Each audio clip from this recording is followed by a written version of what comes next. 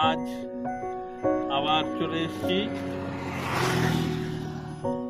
গাড়ি নিয়ে, আমার সেই গাড়ি নিয়ে বালেনো। এই গাড়ি নিয়ে আজকে পৌঁছলাম খুব মনোরম জায়গা, সেটা হলো মোহরগাঁও চা বাগান। মোহরগাঁও চা বাগান এটা শুকনার কাছাকাছি, শুকনা থেকে মোটামুটি 5-6 কিলোমিটার দূরে হবে। আর দার্জিলিং মোড় থেকে সোজা শুকনার রাস্তায়, দার্জিলিং এর রাস্তায় পড়ে। সেখানে আমরা আজকে গাড়ি নিয়ে এসে উপস্থিত হয়েছি। এই গাড়ি আমি চালানো শিখছি এবং সেই সঙ্গে একটু চা বাগানও দর্শন হয়ে যাচ্ছে। এবার চা বাগান আমরা একটু দেখি, আমরা চা বাগানে যাই। আমি আমার ট্রেনার সঞ্জয়কে অনুরোধ করবো চা বাগানের ফটো নেওয়ার জন্য।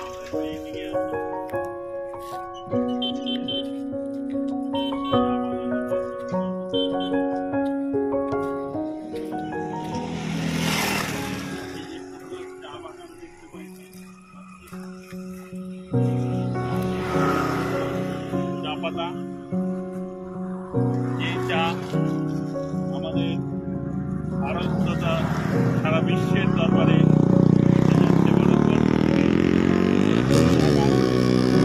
বন্ধুরা, যারা চা দেখেনি, চা গাছ একটু আমি সঞ্জয় এসে চা গাছটা দেখিয়ে দেওয়ার জন্য। এই হলো সেই চা গাছ, যে চায়ের জন্য আমরা সকাল সন্ধ্যা পাগল হয়ে যাই। তো আজকে সেই মোহরগাঁও চা বাগানে এসে আমরা এই ভিডিওটা করছি। এটা আমার গাড়ি নিয়েই আমি এসেছি। গাড়িটা একটু সঞ্জয় দেখিয়ে দিলে হয় ভালো। এই সেই আমার গাড়ি, যেটা আমি কিনে নিজে ড্রাইভিং শিখছি। রবীন্দ্রনাথ ঠাকুরের দুটি লাইন, মানুষের আত্মার চেয়ে সুন্দর আর কিছু নেই। সত্যি তো, আমরা মানুষে মানুষে এত হানাহানি করি, এত হিংসা, এত রাগারাগি বিদ্বেষ, কিন্তু মানুষের আত্মাই তো আসল। সেই আত্মা তো সব এক। আমার আত্মাও যা, আপনার আত্মাও তা, সব আত্মাই এক। কাজেই এটা জিনিসই মনে রাখা উচিত। আমাদের গুরুদেবও তাই বলেন, আত্মাই আমাদের ঈশ্বর। সেই আত্মাকে দর্শন করা বা আত্মাকে উপলব্ধি করাই হলো মনুষ্য জীবনের একমাত্র উদ্দেশ্য বলা যায়।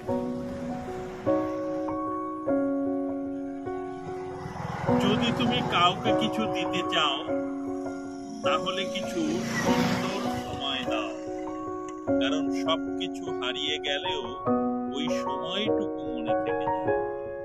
এই সময়টুকুই আমরা দিতে চাই, যার জন্য আমরা এই সময় বের করে এসে এই মোহরগাঁও চা বাগানে চলে এসেছি। এই মোহরগাঁও চা বাগান কত সুন্দর তার দৃশ্য। আমি সঞ্জয়কে একটু অনুরোধ করব একটু দূরে দেখিয়ে দেওয়ার জন্য।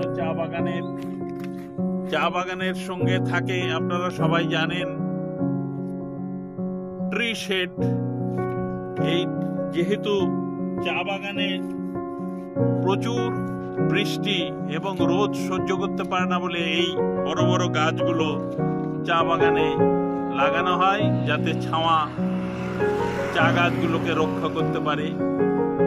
এত সুন্দর দৃশ্য আমরা আর কোথাও খুঁজে পাবো না বা দেখতে পাবো না। এই রাস্তার ওই পারটাও একটু দেখিয়ে দাও, ওইখানটাও চা বাগান রয়েছে, চারিদিকেই চা বাগান, সঙ্গে ট্রি শেড। এই কথা বলতে বলতে রবীন্দ্রনাথের দুটি কথা, আবার দুটি লাইন বলি।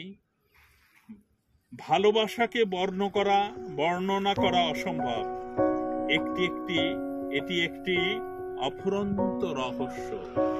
ভালোবাসাই জীবনের আসল। মানুষের ভালোবাসা নিয়েই চলতে হবে। সেই ভালোবাসাকেই আমরা খুঁজে বেড়াই সারা জীবন আমাদের জীবদ্দশায়। কেউ সেই ভালোবাসা পায়, কেউ তা পায় না। শীর্ষেন্দু মুখোপাধ্যায়ের কয়েকটি লাইন খুব মনে পড়ে যাচ্ছে এ সময়। এত সুন্দর মনোরম জায়গা, তো দু একটি কবিতা না করলে ভালো লাগে না মনের দিক দিয়ে। লোকটা খুব গরিব, বুঝলেন, খুবই গরিব। কি রকম এবং কতটা গরিব বলুন তো? যাচ্ছে তাই রকমের গরিব মশাই, বিচ্ছিরি রকমের গরিব। আসলে টাকা ছাড়া লোকটার আর কিছুই নেই, টাকা ছাড়া লোকটার কিছুই নেই, শীর্ষেন্দু মুখোপাধ্যায় বলেছেন। অথচ সে গরিব বলে বর্ণনা করেছে। কাজেই আমাদের এটাই হলো গিয়ে আসল, যে টাকা থাকলেই সবকিছু হয় না। গরিবত্ব সবসময় দারিদ্রতা মনের ব্যাপার, দারিদ্রতার সঙ্গে মন ওতপ্রোতভাবে জড়িয়ে আছে। দারিদ্রতাটা যদি মনে থেকে যায়, তার 1000 টাকা থাক, লক্ষ লক্ষ কোটি কোটি টাকা থাকলেও সে গরিব। আরেকটি বাস্তব কথা, কার ভিতরে কেমন মানুষ লুকিয়ে আছে সেটা শুধু সময় বলে দেয়। সময়ই বলে দেবে কার ভিতরে কে কেমন মানুষ লুকিয়ে আছে। মানুষ তো সবাই, ভিতর উপর দিয়ে সবাইকে মানুষ মনে হয়, কিন্তু ভিতর দিয়ে তো আসল মানুষের পরিচয় কখন পাওয়া যায়? যখন আপনার সময় খারাপ আসবে, তখনই আপনি বুঝতে পারবেন আসল মানুষ। কাজেই আমরা খুব সুন্দরভাবে এই জার্নিটা প্রতিদিন করছি। তাহলে আমরা আর দুটি কথা একটি বিদেশি কবির শোনাই। আপনি যদি লক্ষ্য ভেদ করতে চান, তবে একটু উপরে নিশানা করুন, কারণ লক্ষ্যের দিকে ধাবমান প্রতিটি তীরকে ভূমি নিচের দিকে টানে। ওই জন্য মানুষ যারা লক্ষ্য এখনো স্থির করেননি, তাদেরই উদ্দেশ্যে বলেছে যে যতটুকু আপনি লক্ষ্য স্থির করতে চাইছেন, ঠিক তার উপরে আপনি লক্ষ্যটা স্থির করুন। যতটা লক্ষ্য পেতে চাইছেন তার উপরে স্থির করুন, কারণ ভূমি থেকে সেই লক্ষ্যকে টেনে নামাচ্ছে। এই জন্য উপরে স্থির করলে ঠিক জায়গাটা পৌঁছানো যাবে। বেশ সুন্দর চা বাগান, বেশ সুন্দর পরিবেশ। সূর্য এখন অস্ত যাবার সময়, ধীরে ধীরে চলছে। আমরাও ধীরে ধীরে এগিয়ে যাব ওই রাস্তায়। এগিয়ে যেতে যেতে আমরা আবার কোনো মনোরম জায়গা পেলে আমরা আবার দাঁড়াবো। ভিডিও আরো কিছু করবো, সেই ভিডিও আপনাদের কাছে আপলোড করবো। আমাদের এখানে আরেকটা গাছ দেখা যাচ্ছে। এই গাছটা সম্ভবত আখের গাছের মতোই, আখের গাছ হতে পারে। এটা আখ ইক্ষু চাষ হয়েছে এখানে, বা অন্য কোনো ইক্ষু কি এটা মকই। এটা এবার কাছের থেকে বোঝা যাচ্ছে এটা মকাই। এটা মকাইয়ের গাছ, এটা মকাই চাষ হয়েছে। বেশ সুন্দর, অনেকটা জায়গা জুড়ে মকাই ক্ষেত।